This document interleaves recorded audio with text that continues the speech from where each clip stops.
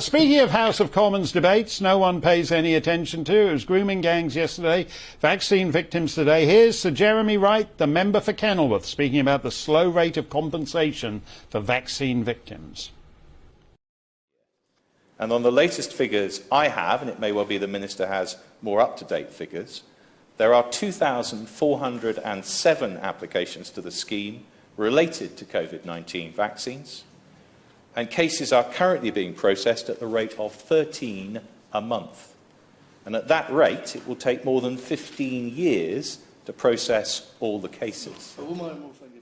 15 years. A majority of those 13 compensated victims have been interviewed on this show and then subsequently been told that they would be compensated. You might almost think that after stonewalling them for a year and a half, the government was now paying them to pipe down and cease coming on the show. Nevertheless, if your husband died from the COVID vaccine, as did the loved ones of our very first two vaccine widows, Vicky Spitt and Charlotte Wright, and you go on social media to talk about your lost loved one, Twitter and Facebook will still mark you as disinformation despite having been compensated by the government. And Dr. Matthew Sweet, as his Twitter handle has it, is fined by that and wishes the same rules could be applied to this show. Dr. Sweet tweets, "What can be done about GBNews and its addiction to misinformation porn like Mark Steyn show?" And it turns out what Dr. Sweet would like done about it is for Ofcom to ban it. Quote,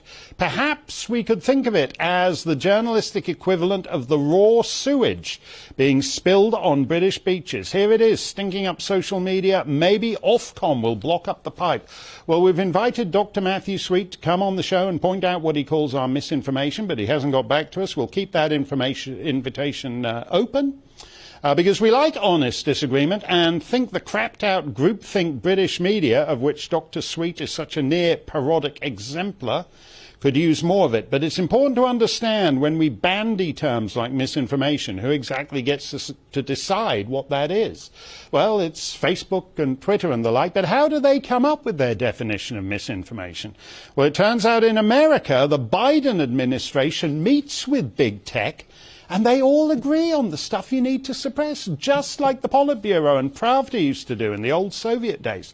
Only now, it happens on this side of the Iron Curtain. Natalie Winters is with us from the National Pulse. She breaks all these kinds of stories. Natalie, how close is the relationship between the Biden crowd and big tech?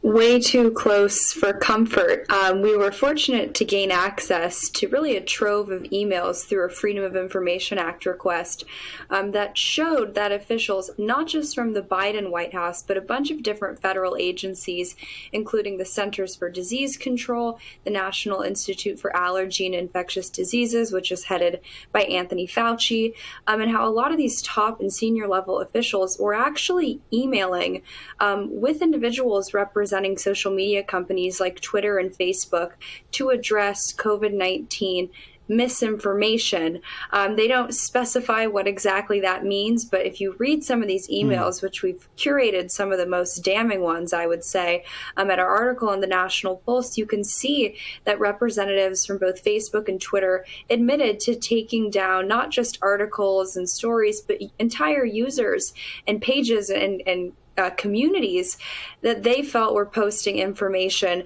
that went against the Biden regime, as we like to call it, went against their narrative on COVID-19. Now, since they began doing this, generally speaking, the narrative has moved in the direction of the contrarians. We know, for example, that the vaccines don't protect you from getting the virus or giving the virus, which is about as basic as it gets. And yet and even the politicians, certainly in the UK, are beginning to walk back their enthusiasm for the groupthink. But on social media, the Biden administration's cobwebbed rules still apply. Well, that's what's so dangerous about the term misinformation, especially amidst a pandemic where the science, and even though that term has been denigrated with the so-called public health experts who tell us and implore us to trust it every day, the science does keep changing. And I think it's very interesting when you look into the fact checkers who are working for these social media companies.